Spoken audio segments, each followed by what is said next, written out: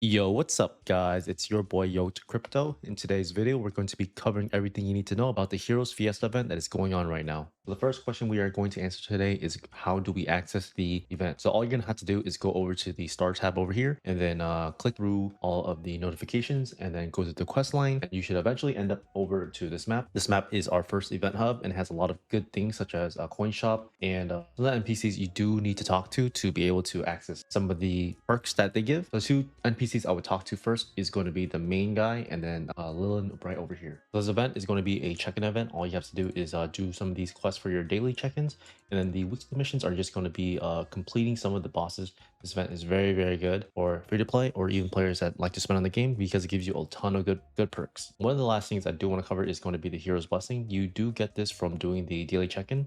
I'll cover this in a bit. So we can break down the coin shops into two different shops. One, we have the Fiesta coin shop and the Hero coin shop. The Fiesta coin shop is going to be obtained through our daily missions, and the Hero coin shop is going to be obtained through our weekly missions. So just when I look through the daily coin shop, there are not too many crazy things right here. Some of the things that I think can be very interesting are going to be some of the growth potions that if you do need that to level up your legion, then they are good options. The monster park ticket also be interesting for people that are trying to obtain the monster park medal faster. The Fiesta plus EXP atmospheric effect, this buff usually stacks with EXP coupons, and occasionally sometimes you might see a smega of someone shouting out a channel to go to so they can share this buff with everyone on the map. The other interesting items are going to be the chaos circulators or the black circulators.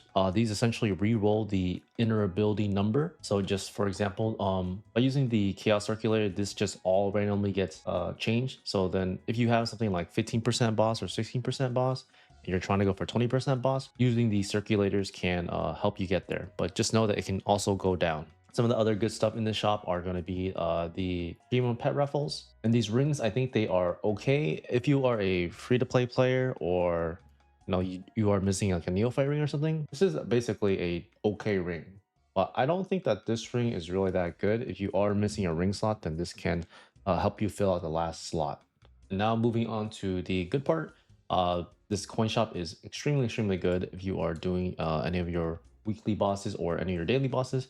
I'm going to tell you guys which one I think are worth purchasing. I think that if you are a newer player, the occult cubes could be a good option to allow you to roll some of the essentials on your items. The red cubes are okay, but I wouldn't really focus on these unless your items are already legendary, because these do not have a great tier up rate.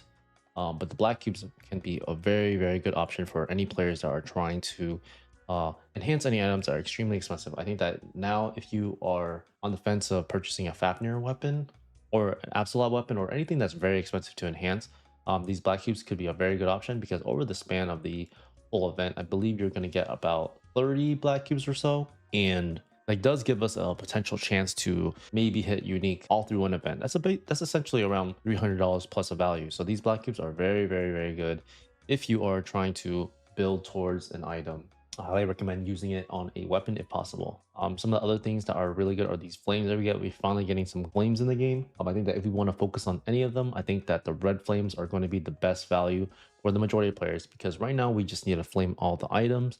I would only use the Eternal Rebirth Flame on your weapon because you can potentially hit a T7 flame. This flame I would avoid using on the majority of your items unless you're trying to min-max flames, which means that you're probably an end-game player. Otherwise, I would just focus on using the red flames.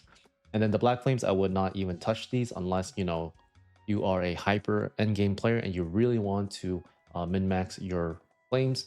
I will be coming out with the flame guide later down the line, but for now, just stick with using the red flames on most of your equipment and then the eternal flames on your weapon. Additionally, one thing I do want to add is that it says any item enhanced with this will be locked for a certain duration. This basically just means that if you use it on any items, your item will be locked for an additional 15 days from the time of using it. So just keep that in mind whenever you are cubing anything or flaming anything. So the next event perk I want to talk about is going to be the Hall of Heroes. Basically, all this is when you are grinding on a map. Occasionally, you'll have a full map attack that gives you a ton of EXP, and you get around 20 a day. The other event I want to talk about is going to be the Fiesta games. These are just mini games that you can play for an additional Fiesta coins. I don't think that I will personally do any of these, so I won't be covering how to play them. But you can get an additional 100 per account, and these could be good ways for you guys to, get any of these growth potions or just obtain additional Fiesta coins to use on any of these items. It's not super important to do. I do like that they give us the option to do it though. So the last thing I want to cover is going to be the Hero's Blessing. This is the first event where we actually get buffs from it. And the way you obtain these points is by completing the daily mission. I did it on my other character. I will also do it on this one right now. And essentially, this will give us 10 points every, so it's the first day of the week and then the fourth day of the week. And the stat points you are going to want to focus on are going to be boss damage and IED. And if you're a mage, you want to focus on buff duration, and some other good ones are going to be attack or all stat. Those are going to be the ones that give you the most damage. Some of the other good ones could be EXP if you need to level up faster. For me personally though, I am going to focus just on the bossing ones. Additionally, when you are finished checking in, you get 1 stamp per day. And then every week, you get something good. And then some of the good stuff that we're getting are going to be the EXP ring and the Pendant of the Spirit. And that's it for today, guys. Hope you guys enjoyed this video. Let me know what you guys think about this event, and I'll catch you guys in the next one. Peace out.